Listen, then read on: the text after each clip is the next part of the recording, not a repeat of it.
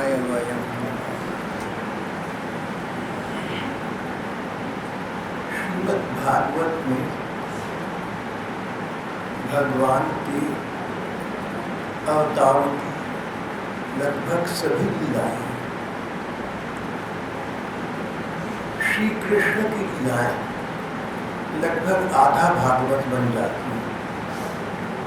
शेष आधे भागवत में अन्य अवतारों की और भक्तों की लीलाएं हैं। श्रीमद् भागवत आदि ग्रंथों में ये स्पष्ट किया गया कि श्री कृष्ण स्वयं साक्षात परमात्मा है। भगवान के अनेक अवतार हुए, कोई भगवान के अंश से हुए, कोई भगवान की कला से हुए। पूर्ण अवतार तो श्री कृष्ण, कृष्णस्तु भगवान स्वयं। श्री राम जी भी साक्षात भगवान है, पर उन्होंने अपनी भगवत्ता को प्राय प्रकट नहीं किया। भगवान राम के अवतार की लीला भागवत में बहुत संक्षेप से वर्णन की गई है। 2-3 अध्याय में उसका संक्षिप्त विवरण दे दिया गया। श्री राम जी की उत्तर लीला का, उत्तर रामायण का हम पाठ कर रहे हैं। जब भगवान राम लंका पर विजय प्राप्त करके, रावण का उद्धार करके वापस अयोध्या आ गए, वहाँ उनका राज्य स्थापित हो गया। राम राज्य ऐसा था जिसकी कल्पना आज भी बड़े बड़े चिंतक और महापुरुष किया करते था। तो त्रेतायुग, पर ऐसा लगता था मानो सतयुग आ गया। यहाँ तक कि जो लोग मरना नहीं चाहते थे उनकी मृत्यु भी नहीं हो सकती थी।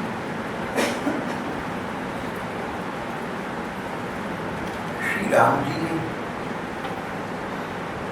अनेक यज्ञों का आयोजन किया। उस युग में यज्ञों की महानता थी, महत्ता थी। राजाओं रईसों के लिए यज्ञों का विधान था। यज्ञ में यज्ञ पुरुष भगवान की उपासना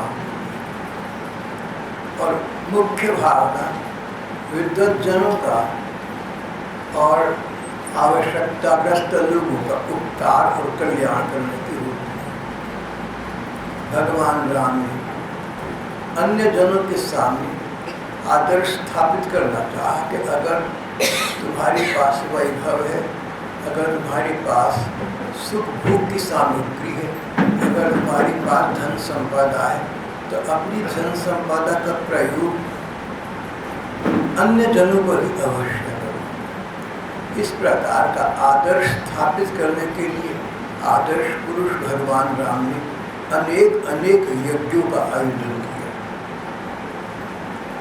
कथाकार कहते हैं कि सच बात यह है, यज्ञ में यज्ञ करने वाले लोग यज्ञ स्वरूप भगवान की पूजा करते हैं, पर यहाँ तो स्वयं भगवान ही यज्ञ कर आ रही थी। अपनी लीला से मनुष्य बने हुए थे, नाटक था, खेल था। लीला मनुष्यम हरे, अपनी इच्छा से मनुष्य लीला करने वाले भगवान राम ने जब यज्ञों का अनुष्ठान किया तो गहराई की बात तो ये कि यज्ञ के करने वाली और यज्ञ कराने वाली दोनों एक थे। भगवान ही यज्ञ करा रहे थे, भगवान ही के लिए यज्ञ हो रहा।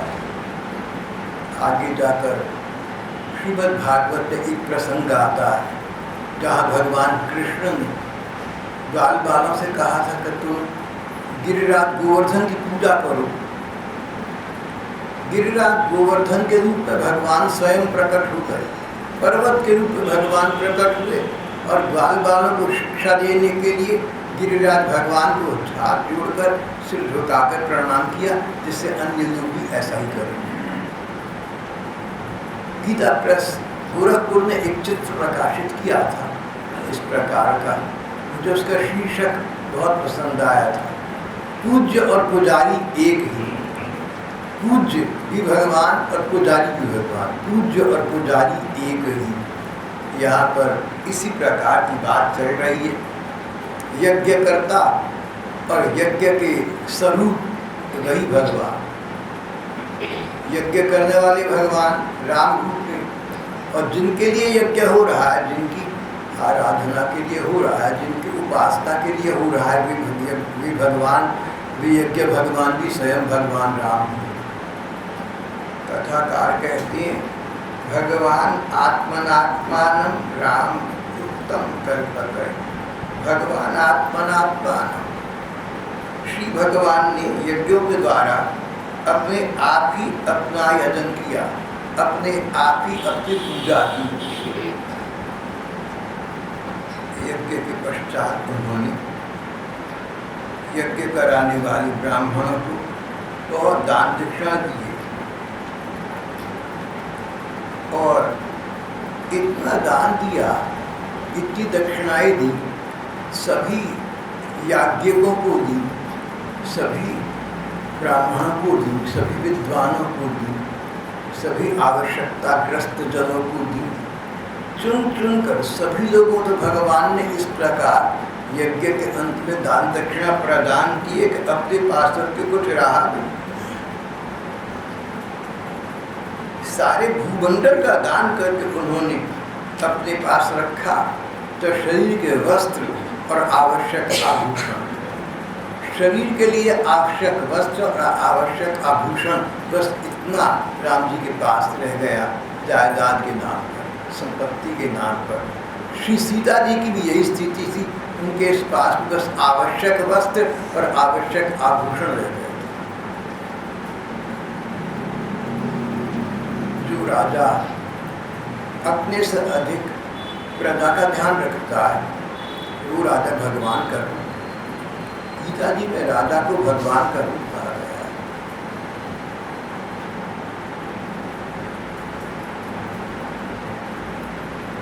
यहाँ तो साक्षात भगवान लीला कर रहे हैं।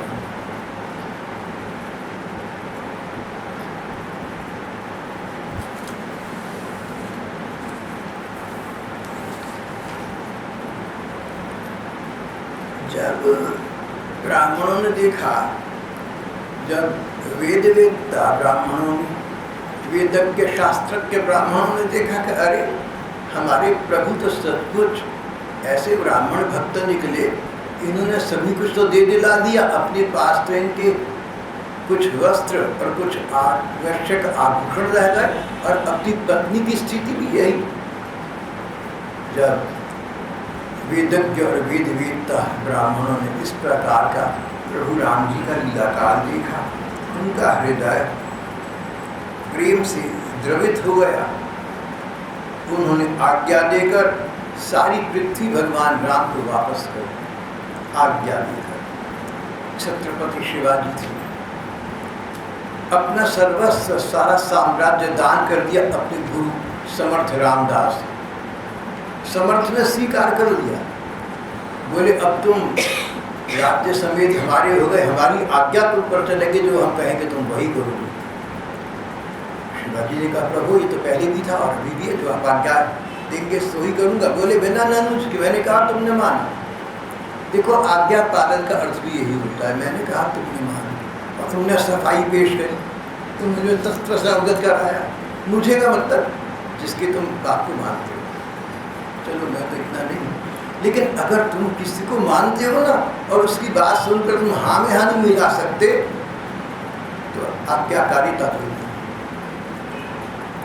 गुरु शिष्य में आज्ञा काल तो ऐसे चलता है जैसे युद्ध के समय फौज में चला करता है। लोग क्वेश्चन वाई, डू और डाई, बस करो या मरो, क्यों मत करो। और तुम सफाई पेश करते रहो, तुम बात बताओ, तुम कहो बात ये है ना, अंदरूनी बात है ना, मेरी उसकी ये बात हुई थी, उसके मन में ऐसा था। भैया मन के किसी में क्या था इसकी बात नहीं चल रही है, किसने किससे हमारे पीछे क्या कहा ये बात नहीं चल रही। बात है कि अगर आपने हमें माना है तो जो हमने कहा आपने कहा ओके सर। इस शब्दकोश में ओके और यस सर के अलावा और कोई शब्द नहीं है। अगर आप उनका प्रयोग करते हैं तो आपका नाता अध्यात्म का नहीं है।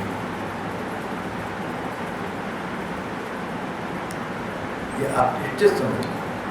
वो नाता अध्यात्म का नाता नहीं हो सकता, भाई बंधु का नाता हो सकता है, संसार का नाता अच्छा हो सकता है, पिता पुत्र का नाता हो सकता है, कुछ भी हो सकता है, पर अध्यात्म का नाता असंभव। परमार्थ पथ इस आधार पर आधारित है कि जहाँ आपने गुरु तत्व को स्वीकार किया है, वहाँ आप पहले ये सोच चुके हैं कि गुरुदेव का मस्तिष्क मेरे से 1000 गुना अधिक उर्वर है, तभी आपने उनको गुरुदेव के रूप में स्वीकार किया। नहीं तो न कर, स्वीकार न करना ठीक है, इसमें कोई आपत्ति नहीं है। हमारे देश में अनेक भक्त हुए जिन्होंने कोई गुरु धारण नहीं किया, भगवत प्राप्ति कर ली। आप भी ऐसा कर सकते हैं, कोई भी कर सकता है, गुरु तत्व की कोई अनिवार्यता नहीं। लेकिन अगर गुरु धारण किया तो सोच समझकर, ये सोचकर कि गुरु जी का मस्तिष्क हमसे कहीं अधिक, फिर बस वहाँ पर क्या क्यों नहीं है, वहाँ तो यस सर, ओके सर, जी हाँ, अच्छा जी, बस यही शब्द है।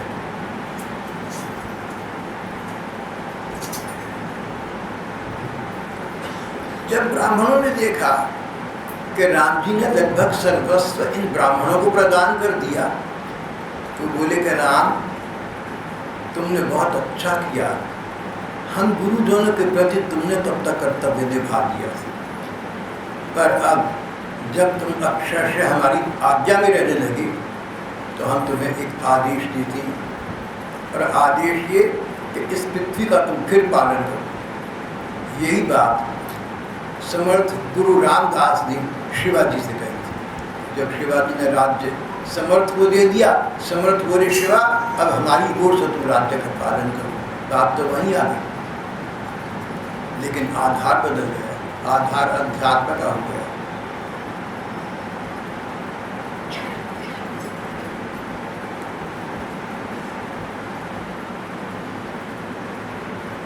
ब्राह्मणों ने कहा भगवान आपकी भगवत्ता से हम अनवगत नहीं है, अपरिचित नहीं है। जो किसी प्रकार की पीड़ा किसी को नहीं पहुंचाते, ऐसे महात्मा को आप अपने आप को प्रदान कर देते हैं। हमारे धर्म ग्रंथों में जहाँ ब्राह्मण शब्द का प्रयोग किया है, वहाँ जन्म जाति वाले ब्राह्मण के लिए नहीं किया है। सब स्थानों पर गुणों से संपन्न ब्राह्मण के लिए किया गया, चरित्रवान ब्राह्मण के लिए किया गया।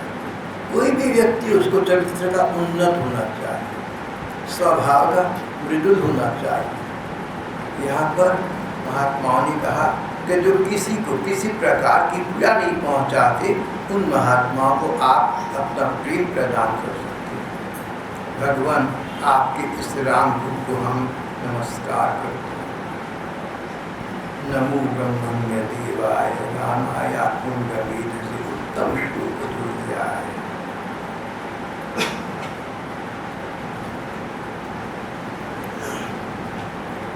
सुदीर्घ समय तक सब सुंदर सुचारू रूप से संपन्न होता रहा, समय व्यतीत होता गया, अपनी अबाध गति से समय काल चक्र चलता रहा।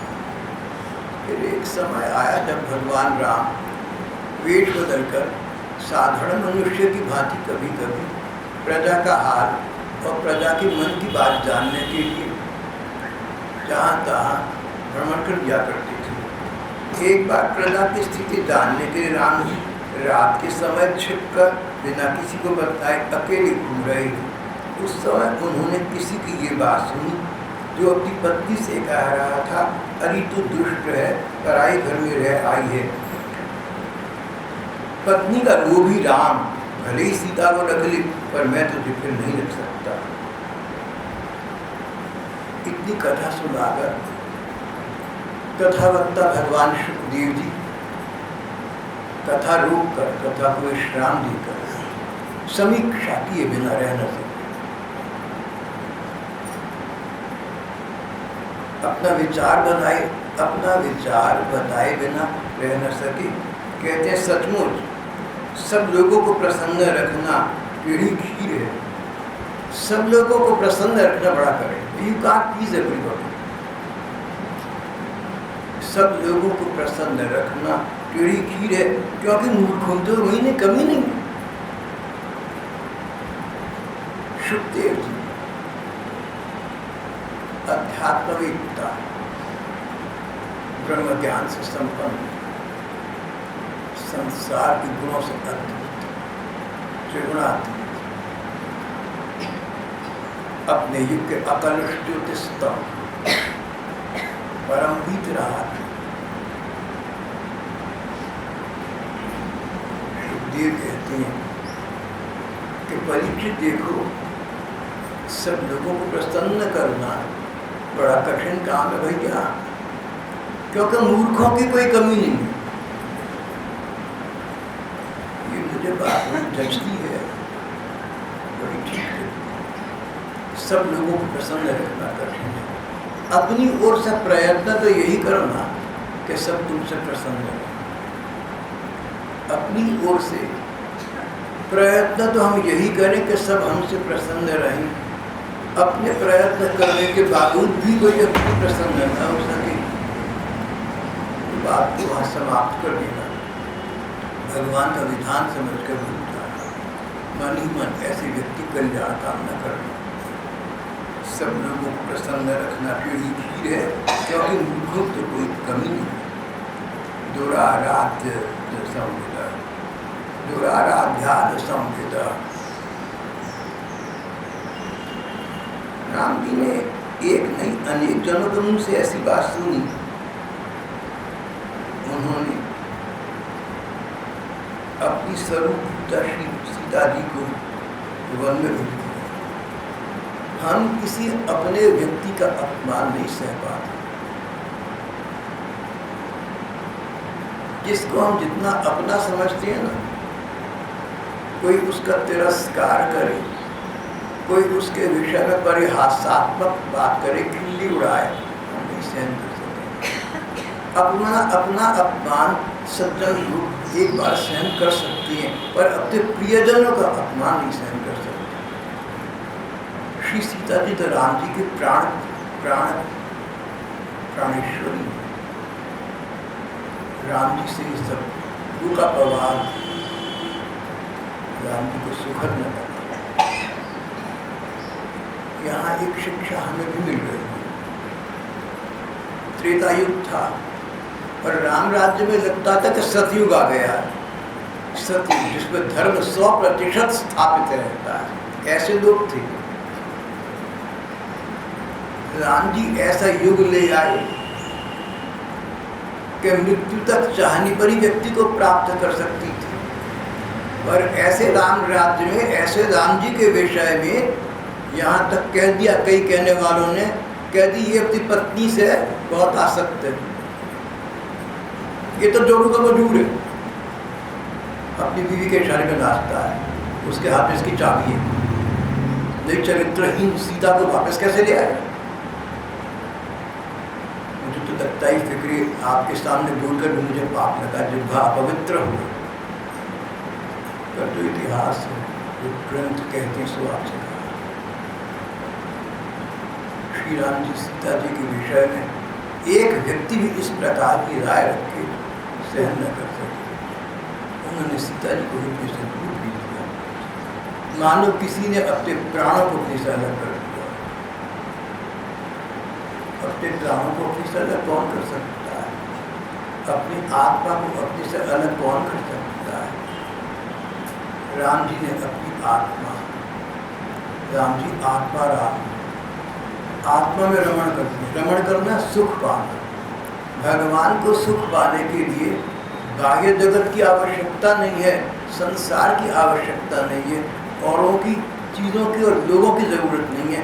राम जी तो आत्मा राम है, अपने आप में सुख पाते हैं। ऐसे आत्मा राम जी, उन्होंने अपनी आत्मा श्री सीता जी को अपने से अलग कर दिया। राजा को चाहिए कि बड़े से बड़ा कष्ट उठाकर भी जनता को संतुष्ट रखने का प्रयत्न करे, फिर भी जनता प्रसन्न न हो तो भगवान का भाग्य का विधान समझ।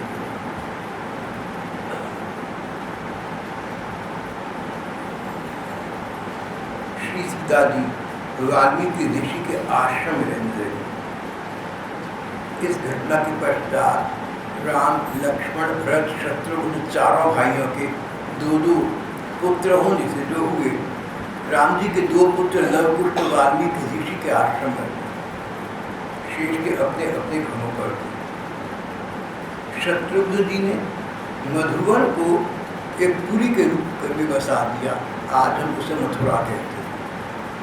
मथुरा के निर्माता इतिहास की दृष्टि से पूर्व काल में श्री शत्रुघ्न जी थे। राम जी के द्वारा निर्वासी सीता जी ने दोनों पुत्रों को थोड़ा बड़ा होने पर वाल्मीकि ऋषि के हाथों में सौंप दिया। जब तक ये दोनों बच्चे जो पिता का ही स्वरूप है, जो पति का ही स्वरूप है, अपने योग्य अकल इन्हें न आ जाए, तब तक सीता जी ने अपने प्राण को धारण किया। और जो ही दोनों बच्चे थोड़े बड़े हुए, गुरु वाल्मीकि के हाथों में सोकर भगवान का ध्यान करती हुई पृथ्वी देवी के रूप में चली है। राम जी को समाचार मिला, वो शेष जीवन श्री सीता जी का विस्मरण न कर। श्री सीता जी के गुण उन्हें रह रह कर याद आते रहते थे। जब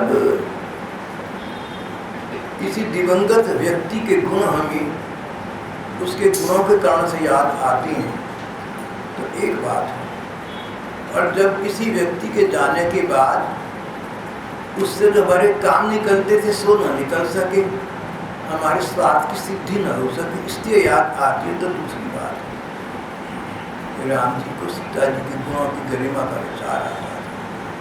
संसार में पति पत्नी को चाहिए कि अपना नाता अध्यात्म का नाता बनाए, अपना नाता आत्मा का नाता बनाए, अपना नाता शरीरों का नाता न बनाए। जहाँ शरीर है वहाँ संसार है, जहाँ संसार है वहाँ स्वार्थ है, जहाँ आत्म तत्व है वहाँ परमात्मा तत्व है, वहाँ अध्यात्म और परमात्मा की प्रधानता है। श्री राम जी ने सीता जी के साथ अध्यात्म का नाता बनाया, नहीं तो संसार में स्त्री पुरुष का संबंध दुख का कारण ही बन जाता है। बड़े बड़े समर्थ लोगों के विषय में देखा गया कि घर गृहस्थी में आसक्त होकर सांसारिक विषय भोगी पुरुषों के संबंध में इस प्रकार का दुर्भाग्य प्रकट हो जाता है।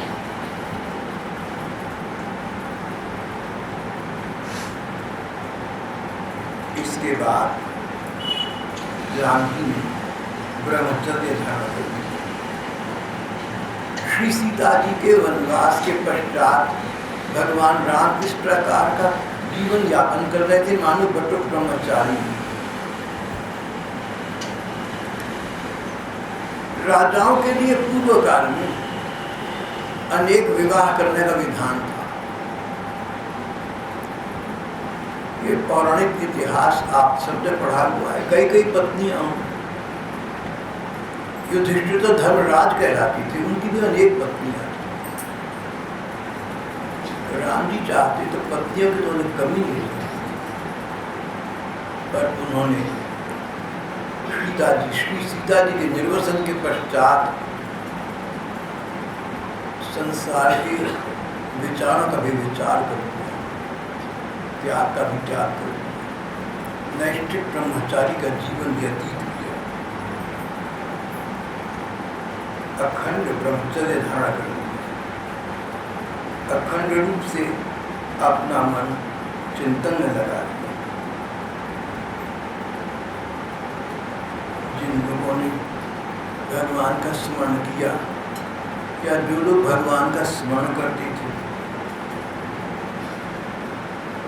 उनके हृदय में भगवान ने अपनी मंजिल मूर्ति स्थापित कर दी।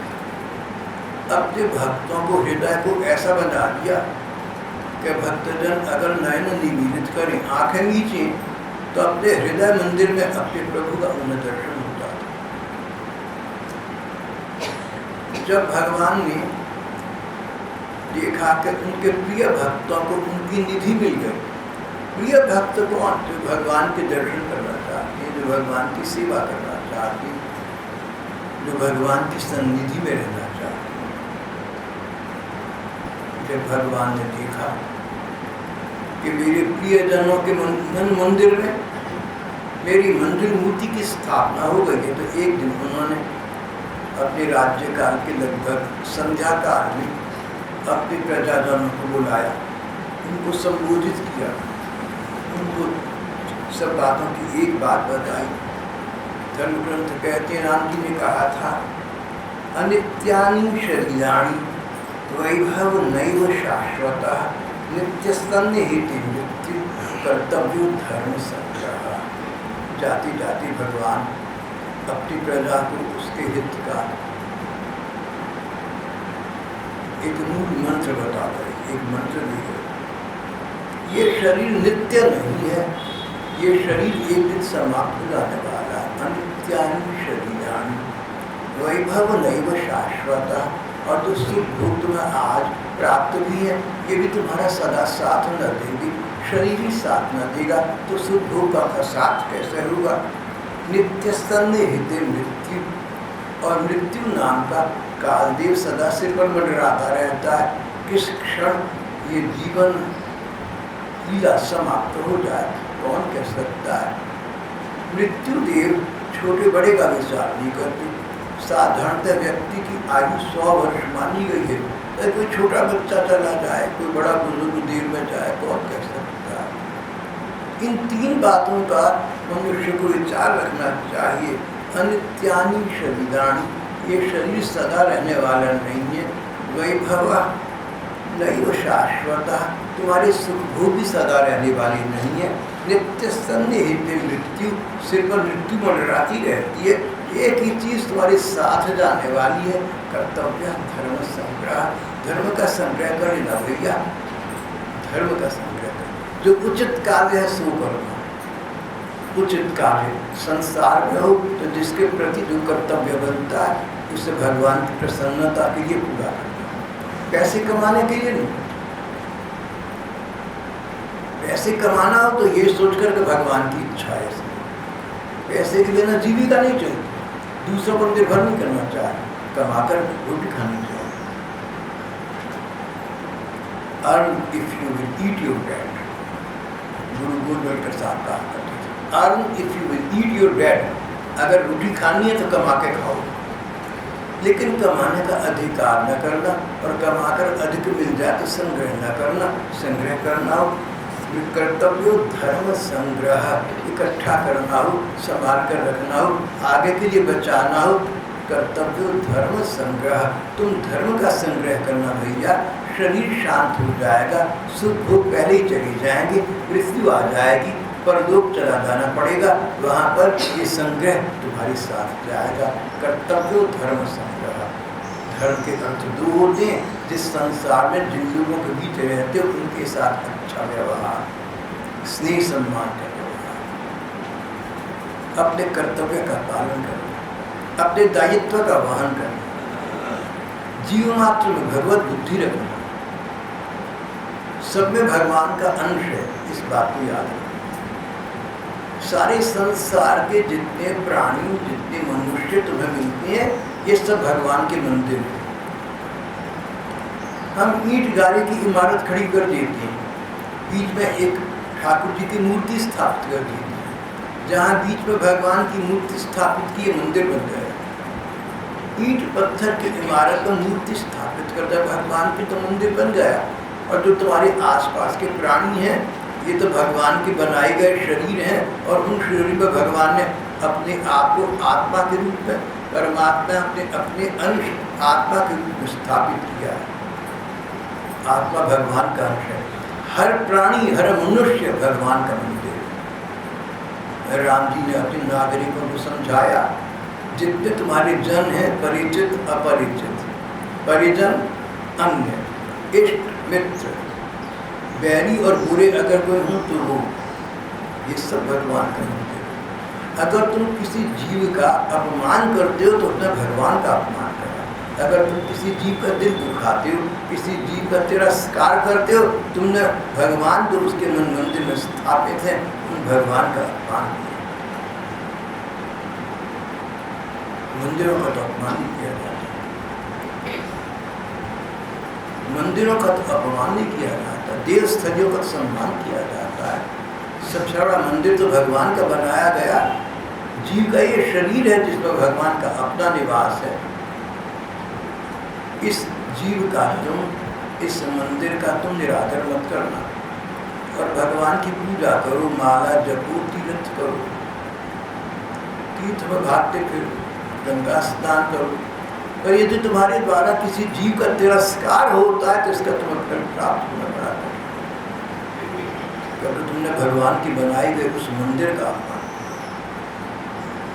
हमारी धर्म ग्रंथ कहते हैं, हमारा भक्ति मार्ग कहता है, हमारी प्रेमी आचार्य, हमारी संतजन कहते हैं कि तुम्हारे साथ कोई बुरा करे ना तो भी तुम बुरा मत करना।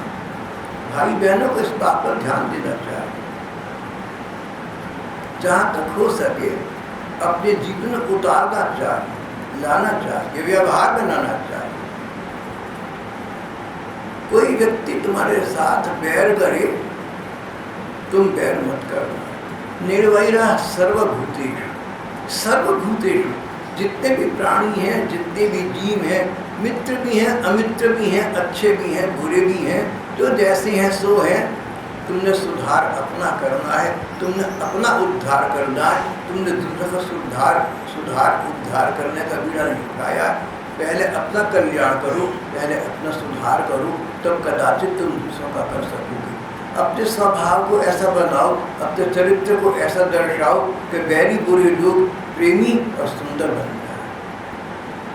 अपना सा प्रयत्न करना, अपना सा भरसक प्रयत्न करना, फिर जो होगा भगवत इच्छा को से छोड़। और अपने प्रयत्न की बात कर रही है, अपनी कोशिश की बात कर। अगर तुम अपने मन में बैर रखोगे, बुराई रखोगे, तो ये बुराई बैर कहाँ रहेंगे? तुम्हारे ही मन में रहेंगे। अगर हम किसी के प्रति बुराई रखते हैं, किसी के बैर को मन में स्थान देते हैं, हम याद रखते हैं कि ये आदमी बैरी है हमारा, तो हमने बैर को अपने मन में स्थान दिया, हमने अपने शत्रु को सदा के लिए अपने घर में बसा लिया। अपने साथ शत्रुता की तुम, अगर तुम बैरी के बैर को याद करते हो, अगर तुम बुरे की बुराई को याद रखते हो, तो जिस मंदिर में भगवान का निवास था उसमें से भगवान को निकाल कर तुमने अपने शत्रु को स्थान दे दिया। ये बैर तुम्हारे मन में रहेगा, ये शत्रु है तुम्हारा। घाव को याद रखना, घाव को ताजा रखना, अपमान को याद रखना, बैर को याद रखना, बुराई को याद रखना, घाव को ताजा रखना, ये घाव को हरे रखने की तरीके हैं। और फिर क्या होगा? एक दिन शरीर शांत हो जाएगा, आज नहीं तो कल ये शरीर चला जाएगा। अनित्यानि शरीराणि वैभव नैव शाश्वत, नित्य स्तंभ हेते मृत्यु, तेरे से तो मृत्यु सवार भैया। और तू बैरपन में लिए बैठा है, किसी इसने मेरे साथ ऐसा करा, मैं ऐसा नहीं करूँगा। दुनियादारी ना लाओ। ये जो दुनियादारी है, दुनिया में तुम रहते हो, लेकिन दुनियादारी मन में मत लाओ। किसने अच्छा करा, किसने बुरा करा, इन बातों को मन में स्थान न देकर भगवान के भजन को स्थान दो, भगवान की मन की मूर्ति को मन में स्थान दो, भगवान के नाम को स्थान दो, संसार को स्थान दो। संसार को स्थान दोगे तो क्या होगा? अंत समय क्या होगा? जिसको जीवन भर तुमने बैर किया, जिसको जीवन भर तुमने ममता करी, उसी का विचार आएगा। मरते समय दो व्यक्तियों के विचार आया करते हैं, या तो जिसके साथ बहुत ममता रही या जिसके साथ बहुत बैर रहा। मरते समय अंतमति सो गति, अंत काल में जैसी मन की स्थिति होती है वैसी अगली योनि प्राप्त हो जाती है। अंतमति सो गति। अब किसी के मन में बैर रहा तो अंत समय बैर तो मन में ही रहा, तो इस बैर के कारण तुम्हें, इस बैर के कारण व्यक्ति को अगला जन्म ऐसा मिलेगा जहाँ पर अशांत रहेगा, क्योंकि बैर को याद रखने से मन को अशांति मिलती है। अपने मन को बैर का, बुराई का, दुनियादारी का, इन सब का हजूम न बनाओ।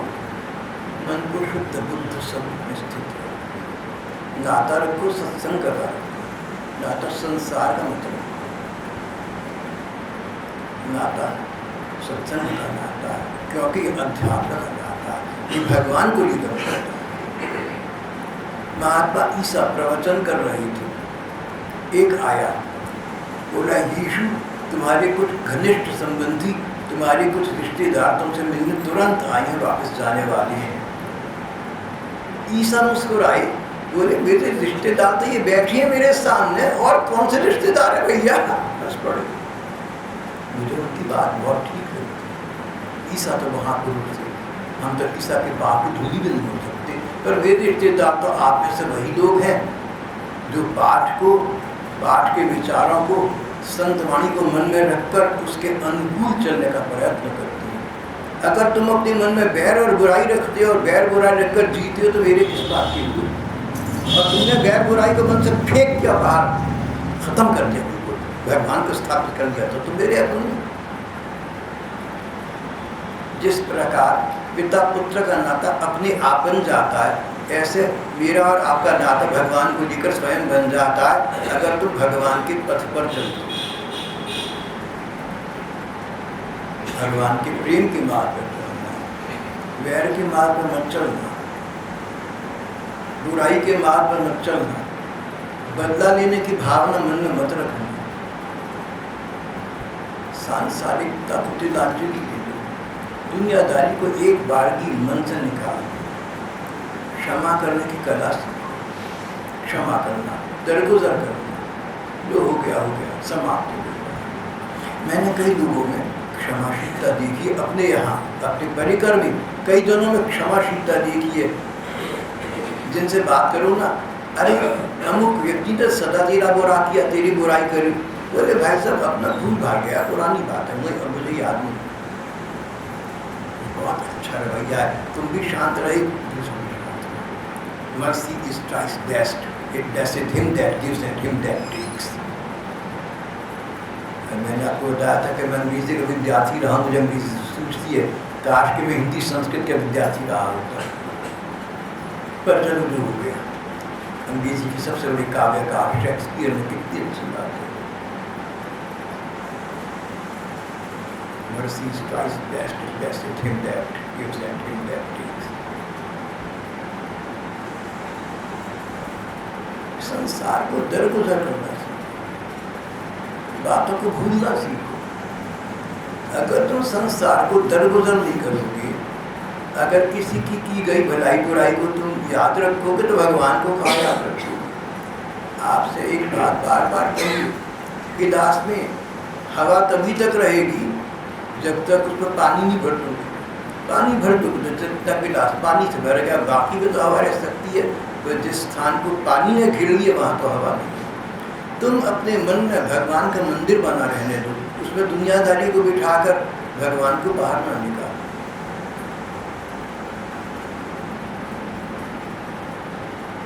एक हबशी चर्च में दर्शन करने गया, पादरी ने उसको ये कहकर निकाल दिया, तुम हबशियों को मंदिर में, हमारी गिरजाघर में जगह नहीं मिल सकती।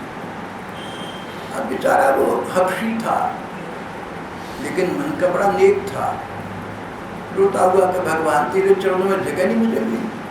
प्रभु तो सारे संसार का प्रभु, क्या तू केवल बड़े लोगों का प्रभु है, धर्मात्मा लोगों का? मेरा प्रभु नहीं है। भगवान प्रकट हो गए, उसको सिर कंधे पर हाथ रख दिया, उसको अपना लिया, हृदय से लगा लिया। भोले हबशी ने कहा, प्रभु आप चर्च से निकल कर आए, आप गिरजाघर से निकलकर मुझे मिलने आए हैं। बोले भैया गिरजाघर में ना मुझे वो पादरी घुसने नहीं देता,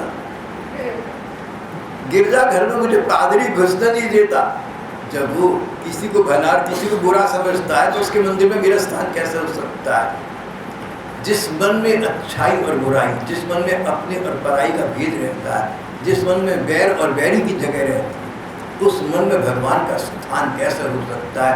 भगवान बोले भैया उस गिरजा में पादरी मुझे घुसने ही नहीं देता। अपने मन को ऐसा न बना को भगवान घुस ना सके। जब तुम पाठ करते हो ना, ग्रंथ का पाठ करते हो, स्तुति पाठ करते हो, स्तोत्र का पाठ करते हो, तो क्या होता है?